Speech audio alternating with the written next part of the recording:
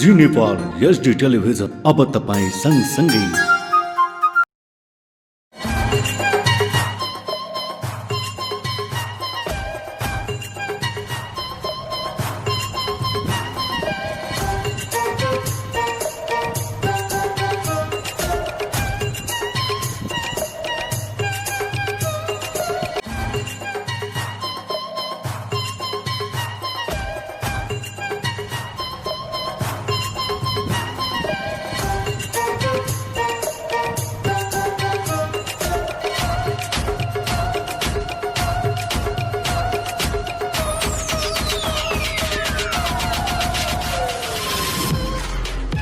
नमस्कार, कार्यक्रम hospitality and food tour talk शोमा म सञ्चालक गरेन्द्र मल्लको तर्फबाट यो कार्यक्रम प्रत्येक साताको बिहिबार दिउँसो 1 बजेदेखि 1:30 सम्म र पुनः प्रसारण शुक्रबार साँझ 6 बजेदेखि 6:30 सम्म जी नेपाल एचडी टेलिभिजनबाट प्रसारण गरिन्छ। हस्पिटालिटी इन्डस्ट्री, विभिन्न होटल, विभिन्न रेस्टुरेन्टको विशेष चर्चा परिचर्चा गरिने यो कार्यक्रममा आजको हामी अलिक फरक सन्दर्भमा ढकेरी वनस्पति उद्यानमा हामीको बारेमा विशेष चर्चा गर्नेछौँ। हामी यसको भित्र गएर रामकृष्ण भण्डारीज्यूसँग, यहाँका वैज्ञानिक अधिकृतसँग विशेष कुरा गरेर तपाईहरूको आजको कार्यक्रम सुरु गर्नेछौँ। वाल तपाईहरू आज चाहिँ यो ढकेरी वनस्पति उद्यानको सानो भ्रमणसहित यो दृश्यलाई हामी तपाईँलाई प्रस्तुत गर्नेछौँ।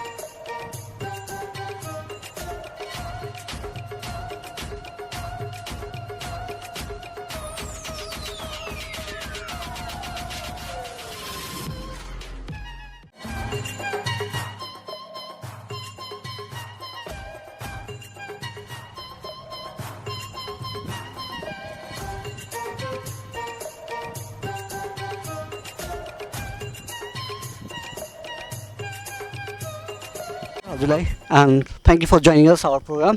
होइन धन्यवाद छ रामकृष्णजी रामकृष्ण हजुर चाहिँ वैज्ञानिक अधिकृत होइन यसमा ढकरी वनस्पति उद्यानमा वनस्पति अनुसन्धान केन्द्र बाँकी अन्तर्गत यस ढकरी वनस्पति उद्यानमा वैज्ञानिक अधिकृतको रूपमा कार्यरत छु थ्याङ्क यू भाइ हजुरको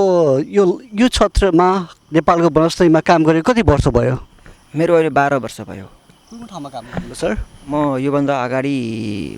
तत्कालीन वनस्पति जिल्ला वनस्पति कार्यालय पहिलाको नाम थियो जिल्ला वनस्पति कार्यालय धनुषामा म 10 वर्ष काम गरेँ त्यसपछि म यता आएँ अहिले त्यसपछि म यो वनस्पति अनुसन्धान केन्द्र बाँकीमा 2074 देखि म यहाँ आइरहेको छु ढकेरी वनस्पति उद्यान अनि कि ढकेरी बोटानिकल गार्डनमा हामी आज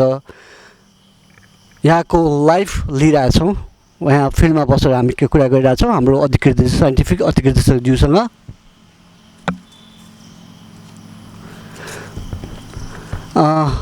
उहाँसँग कुरा गर्ने क्रममा हामी चाहिँ यहाँ एउटा नेपालगञ्जबाट कति किलोमिटर पर्छ सर यो नेपालबाट 27 किलोमिटर छ नेपालगञ्जबाट 27 किलोमिटर पर्ने ठाउँमा एउटा चाहिँ 8 बिघा जग्गामा नेपालगञ्जकै एउटा राम्रो पर्यटकीय स्थल धेरै एउटा बोटानिकल पढ्ने स्टुडेन्टलाई धेरै राम्रो यहाँ 500 भन्दा बढी विभिन्न प्रकारका वनस्पतिहरू यो यहाँ पाउन सक्नुहुनेछ हिमालदेखि तराई छ हिमाल पहाड तराई तीन किसिमका वनस्पतिहरू यहाँ पाउन सकिन्छ होइन अब हिमाल र पहाडका चाहिँ अब कम सङ्ख्यामा पाइन्छ तराईका त बढी नै पाइने भयो जस्तो हामीले लोट सल्लाह हामीसँग छ सल्लाह हामीसँग छ तेजपात हामीसँग छ भने माथिल्लो भेगमा पाइने पनि वनस्पतिको यहाँ प्रतिनिधित्व हुन्छ भने तराईको त हुने नै भयो माथिल्लो भेगको पनि केही सङ्ख्यामा त यहाँ हेर्न सकिन्छ हजुरको यो वनस्पतिको लागि हेर्नको लागि 27 किलोमिटर नेपालगञ्जबाट छ मेन सिटीबाट कोल्डबाट चाहिँ 10 किलोमिटर 11 किलोमिटर कतिको पर्यटकहरू आउने गरिरहेको छ पर्यटकहरूको प्रवाह अहिले एकदमै राम्रो छ हुन त अहिले लकडाउनको कारणले गर्दाखेरि गत चैत महिनादेखि अहिले हाम्रो गार्डनै हाम्रो ठप्प छ गार्डन बन्द गर्ने अब धेरैलाई अब कोरोनाको सङ्क्रमणको डर पनि छ गार्डन बन्द नै हुन्छ तर चाहिँ नत्र चाहिँ हाम्रो प्रवाह हाम्रो पर्यटकहरू घुम्ने आगन्तुकहरू आउने व्यक्तिहरूको प्रवाह एकदमै राम्रो छ जस्तो म तपाईँलाई सानो उदाहरण पेश गरेँ हाम्रो 72-73 आर्थिक वर्ष 72-73मा 4782 जना पर्यटक हाम्रो आगन्तुक आउनुभएको थियो भने 73-74मा 8143 आउनुभएको थियो 74-75मा चाहिँ हाम्रो सङ्ख्या बढेर 12437 पुग्यो र 75-76मा त्यसको सङ्ख्या 18126 भयो र अहिले चाहिँ चैतसम्मको जुन कि लकडाउनले गर्दा जुन समस्या भयो भने मान्छे आउनको लागि यस गत आर्थिक वर्षमा 76-77मा 8996 लगभग 9000 जति हाम्रो आगन्तुकहरू यहाँ चाहिँ आएर घुमेर जानुभएको छ उहाँको डाटा अनुसार गत वर्षको भन्दा यो वर्षमा चाहिँ 50%ले घटेको छ हो तर योभन्दा घट्दैछ भने प्रति वर्ष लगभग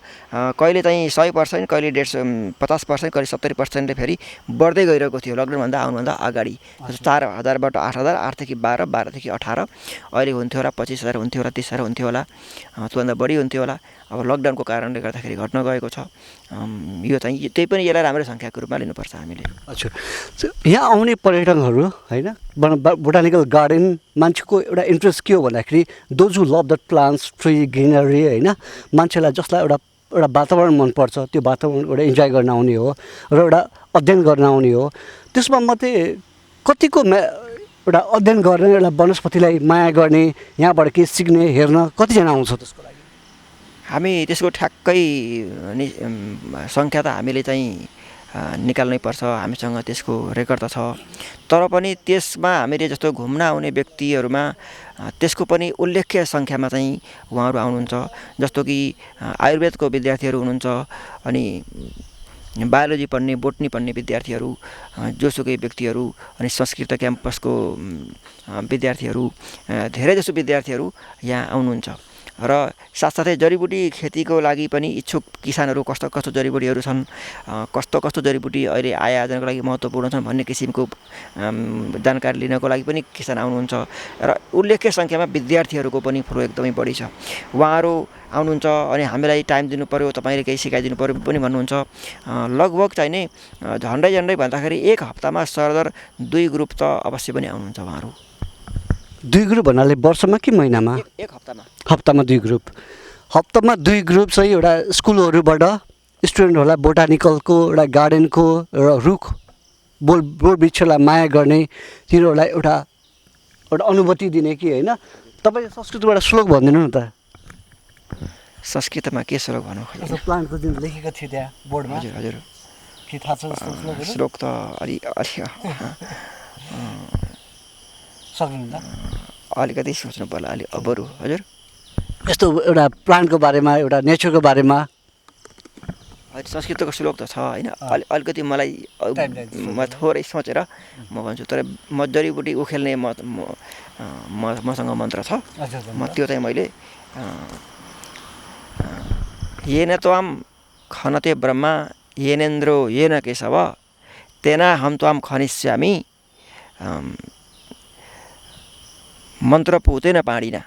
भन्ने एउटा श्लोक छ। यसको मतलब के भन्दाखेरि हामी जडीबुटी खन्दाखेरि, जडीबुटी लिन जाँदाखेरि जडीबुटीलाई हामीले पनि एउटा कस्तो भन्दाखेरि त्यो पनि एउटा आत्मा भएको जीवै हो, त्यसको पनि आत्मा हुन्छ, त्यसलाई हामीले भनेको कुरा सुन्छ भनेर हामी त्यसलाई प्रार्थना गर्छौँ। र तिमीलाई भगवान्ले पनि तिमीलाई शुद्ध हातले जडीबुटी खनेर लगाएको थिए, भगवान् विष्णुले इन्द्रले पनि खनेर लगाएको थिए भने म पनि शुद्ध हातले र शुद्ध मनले म तिमीलाई खन्न आएको छु, तिमीले मलाई चाहिँ मेरो रोग सन्चो गर भनेर यसलाई भनेको यसको अर्थ हुन्छ। ओके, भन्नाले सबै कुरा एउटा मान्छेको विश्वास हो होइन? विश्वास हो। यहाँ चाहिँ 500 भन्दा बढी प्रकारको वनस्पति देख्न पाउनुहुनेछ, यहाँ अनुभव गर्न पाउनुहुन्छ। तपाईँ यहाँभित्र छिरिसकेपछि उहाँसँग सम्पर्क गर्नु होला। उहाँ चाहिँ एउटा साइन्टिफिक, एउटा वैज्ञानिक अधिकृत हुनुहुन्छ, रामकृष्ण भण्डारी।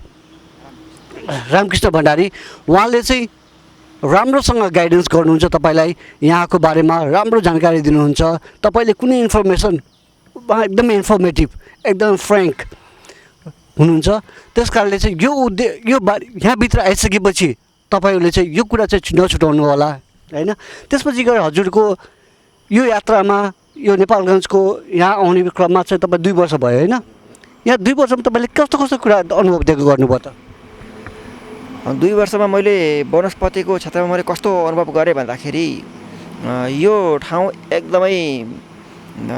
कस्तो भने एकदमै सुइटेबल ठाउँमा बनेको रहेछ। जस्तो कि मैले कस्तो पनि देख्छु भने बाहिर हिँडिरहेको मान्छेहरू पनि गाडी रोकेर पनि यहाँ के रहेछ त भनेर हेर्न आउँछन्। अनि थाहै नभएको मान्छेहरू पनि एकछिन रोकेर, अब जस्तो एकजना योगीजी इन्डियाबाट आउनुभएको थियो, उहाँले पनि रमाइलो ठाउँ रहेछ भनेर उहाँ एकछिन गाडी रोकेर आउनुभएको, लगभग दिनभरि बसेर ध्यान गरेर जानुभयो। अनि उहाँले हामीलाई नै सिकाउनु भयो यस्तो जडीबुटी छ, यो रोग भनेको हामीलाई यसको धार्मिक महत्त्व यस्तो छ, यो बिरुवाले चाहिँ यो दोष कम गर्छ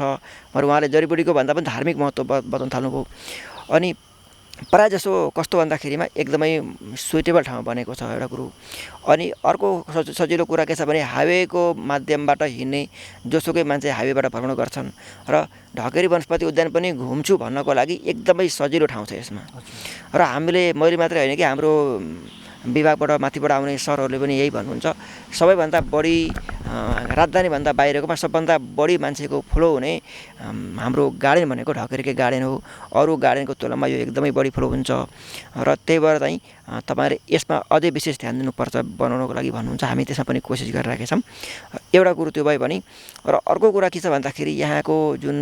वनस्पतिको प्रतिनिधित्व छ, तराईको राम्रो वनस्पतिको प्रतिनिधित्व यहाँ गरेको छ। हामीहरूले त्यही पनि नभएका वनस्पतिहरू बाहिरबाट खोज्ने, ल्याउने, संरक्षण गर्ने, देखाउने गर्छौँ। त्यही पनि मलाई लाग्छ अरू अन्य वनस्पति उद्यानहरूभन्दा यसमा रहेका वनस्पतिहरू, हाम्रो गार्डनका वनस्पतिहरू विशेष प्रतिनिधित्व चाहिँ गर्ने खालका वनस्पतिहरू छन्, जुन कि अन्त नपाइने खालका वनस्पतिहरू छन्। जस्तो हामीले भनौँ कुचिरा भनौँ, त्यो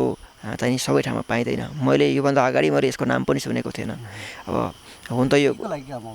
त्यो त्यो कस्तो भन्दाखेरि त्यो फल चाहिँ नि हामीले काँचै खायो भनेदेखि त फल यति खायो भने एकदमै विषालु हुने त्यो मर्न पनि सक्छ र त्यो फललाई प्रोसेसिङ गरेर चाहिँ औषधि बनाउँदो रहेछ राम्रो क्यान्सरको औषधि हो कि के हो औषधि बनाउँछन् अरू त खास त्यसको बारेमा थाहा सर कुरा गर्दै जाँदाखेरि हजुरले जुन 500वटा वनस्पति यहाँ छ भन्नुभयो 500 भेराइटिजहरू त्यो भेरिएन्समा हजुरकोसँग नेपालमै पाउने छ कि बाहिरबाट इम्पोर्टहरू भएको छ कि कस्तो खालको छ त्यसमा के तपाईँले बनाए लगभग बाहिरबाट इम्पोर्ट भएको वनस्पति यसमा कमै होला लगभग नेपालमा पाउने छन् र साथसाथै हाम्रो एउटा एक्जोटिक गार्डन भन्ने पनि छ त्यसमा हामीले कस्तो भन्दाखेरि नेपालमा चाहिँ नपाइएका र नेपालमा चाहिँ पहिलेदेखि नरहेका बाहिरबाट चाहिँ आएका वनस्पतिहरूको पनि प्रतिनिधित्व होस् भनेर हामीले एक्जोटिक गार्डन पनि लगभग त्यसमा 20-25वटा चाहिँ वनस्पति हामीसँग छन् अहिले पनि त्यो पनि छ र विशेष गरेर नेपालको पनि अब जङ्गली क्षेत्रमा पाइने वनस्पतिहरू हामीले यहाँ चाहिँ सङ्कलन गर्छौँ र नेपालमा नपाइने विदेशमा पाइने भन्नाले पनि त्यस नेपालमै कम मात्रामा पाइने वनस्पतिहरू हामीसँग रहेका छन् जस्तै एक्जोटिक गार्डन भन्नुभयो होइन एक्जोटिक गार्डन चाहिँ कति छ भन्नाले 25वटा भेराइटी छ 25 लगभग 20-25 भेराइटी त्यसमा छन् त्यसमा सबै वनस्पतिहरू नै वनस्पति हुन् जुन कि कस्तो भन्दाखेरि नेपालमा चाहिँ प्राकृतिक अवस्थामा नपाइएका र ती पछि चाहिँ विदेशबाट कुनै माध्यमबाट चाहिँ जस्तो कि अब मान्छेले नर्सरी गर्ने क्रममा विदेशबाट ल्याएको हुन्छन् अब विदेशबाट चाहिँ घुम्न गएको बखतमा चाहिँ किनेर ल्याएर घरमा चाहिँ रोपेको हुन्छन् त्यस्ता खालका वनस्पति जुन कि नेपालमा चाहिँ प्राकृतिक अवस्थामा पहिलेदेखि पाइएका थिएनन् पछि आएका थिए ती वनस्पतिलाई पनि हामीले यहाँ एक्जोटिक गार्डन भनेर यहाँ चाहिँ हामीले बनाएका छौँ हजुर thank you for information sir उहाँको चाहिँ एउटा एक्जोटिक गार्डन नेपालगञ्जभित्रको एउटा चाहिँ विदेशबाट ल्याएको प्लान्टहरू होइन तपाईँ चाहिँ एउटा के गर्नु भन्दाखेरि I don't know how people they love होइन गार्डनमा एउटा मान्छेको कति सोख छ प्लान्टिङमा कति सोख छ यङ जेनेरेसनलाई चाहिँ एउटा प्लान्टिङको बारेमा के भनिदिनु न है र म के भन्छु भने save the plant save the environment भन्छु मैले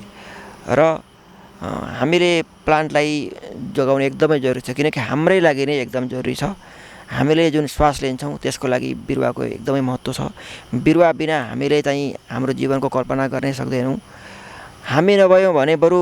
बिरुवालाई फरक पर्दैन तर बिरुवा हाम्रो लागि एकदम महत्त्वपूर्ण छ त्यही भएर हामी हाम्रो लागि र हाम्रो इन्भाइरोमेन्टको बचाउनको लागि हामीले प्लान्टलाई बचाउँ प्लान्टलाई रोपौँ प्लान्टलाई माया गरौँ म त्यो भन्न चाहन्छु र त्यसपछि हामी जडीबुटीको हिसाबले पनि नेपाल जडीबुटीमा एकदमै धनी देश हो त्यस हिसाबले पनि नेपालका वनस्पतिहरूलाई माया गरौँ र जडीबुटीको प्रयोगलाई पनि हामी प्राथमिकतामा दिउँ आय आर्जनमा महत्त्वपूर्ण आय आर्जन राम्रो हुने खालका वनस्पति पनि हामीसँग छन् त्यसलाई पनि हामीले प्रयोग गरौँ खेतीको लागि हामीले जडीबुटी लगाएर राम्रो आय आर्जन पनि गर्न सक्छौँ र साथसाथै वनस्पतिले मान्छेलाई आनन्द पनि दिन्छ मान्छे जति चिन्तित छ तर ऊ आनन्दको हरियालीमा यदि 15-20 मिनट बस्यो भने उसको धेरै चिन्ता हराएर जान्छ भनेपछि वनस्पति हामीलाई बचाउने र खुसी दिने पनि काम गर्दो रहेछ वनस्पति हामीलाई कति समर्पित छ भनेपछि हामीले वनस्पतिलाई पनि जोगाउनुपर्छ हामी सबैको दायित्व हो भनेर म यो सबैजनालाई भन्न चाहन्छु वनस्पति यो जगाउने क्रममा यो बोट बिरुवा जगाउने क्रममा हजुरले चाहिँ एउटा त यो उद्यान खोल्नुभयो गार्डनभित्र भयो गार्डनभन्दा बाहिर चाहिँ कतिको च्यालेन्ज छ सर गार्डनभन्दा बाहिर धेरै च्यालेन्ज छ प्रायः हामीले सुन्ने गर्छौँ अब कतिपय वनहरूमा चाहिँ वन मासिरहेको छ होइन त्यसै गरेर धेरैजना मान्छेहरूले अब हामीलाई यो वनस्पतिको महत्त्व छ वनस्पति लगाउनुपर्छ भन्ने धेरैले ध्यानै दिएको हुँदैनन् जस्तो सहरीकरण बढिरहेको छ अब सहरीकरण जति बढ्छ उति नै बिरुवाको नाश हुँदै जान्छ यो भनेको के हो भन्दाखेरि हाम्रो जिन्दगी र हाम्रो अस्तित्व पनि खतरामा पर्दै जान्छ त्यही भएर हामीले सोच्नुपर्ने कुरा के हो भन्दाखेरि वनस्पतिलाई पनि संरक्षण गर्दै वनस्पतिको अस्तित्वलाई बिग्रन नदिइकनै हामीले चाहिँ विकास निर्माणको काम हुन्छ अथवा घर निर्माण बाटो निर्माण जे गर्दा पनि हामीले वनस्पतिको अस्तित्वलाई बिग्रन नदिने किसिमले काम गर्यो भने हामीलाई वनस्पतिले जति फाइदा दिन्छ त्यो फाइदा हामी लिइरहन सक्छौँ हामीले यो कुरोमा ध्यान दिन सकेनौँ भने हाम्रो जिन्दगी नै पछि फेरि धरापमा पर्न सक्छ भन्ने मैले चाहिँ कुरा सबैलाई भन्न चाहन्छु अच्छा भयो ल हस् सर हामी कार्यक्रमको अन्त्यतिर आइसकेका छौँ हजुरलाई चाहिँ सानो एउटा सन्देशमूलक चाहिँ एउटा के भन्नुहुन्छ भन्दाखेरि बोट बिरुवा लगाउनु होइन मान्छेलाई एउटा अक्सिजन पर्यावरण बचाउनु होइन त्यही मान्छेको प्रत्येक सासमा अक्सिजन छ, अक्सिजन रुखबाट दिन्छ, रुखलाई चाहिँ बचाउनुपर्छ भन्नुभयो होइन। हस् सर, धन्यवाद हजुरको लागि, प्रोग्रामको लागि, हजुरको समयको लागि धेरै धेरै धन्यवाद। Thank you sir. हजुरले पनि मलाई यसरी बोल्ने मौका दिनुभयो, त्यसमा हजुरको सम्पूर्ण टिमलाई म धन्यवाद दिन चाहन्छु र आफ्ना कुरा राख्न पाएकामा आफू पनि खुसी महसुस गर्छु। धन्यवाद सर। सबिन, आजको कार्यक्रम तपाईँलाई के कस्तो लाग्यो? कार्यक्रमको सुझाव प्रतिक्रिया हाम्रो फेसबुक पेजमा मार्फत, हाम्रो ट्विटर, हाम्रो युट्युब पेजलाई सब्सक्राइब गरेर, च्यानललाई सब्सक्राइब गरेर दिन सक्नुहुनेछ। हामीहरूको साता पुनः नयाँ अतिथिका साथ नयाँ विषयवस्तुसहित तपाईँहरूको माझ आउने नै छौँ। तबसम्मको लागि हेर्दै गर्नुहोला जी नेपाल एज ए टेलिभिजन। हस्त धन्यवाद, नमस्कार।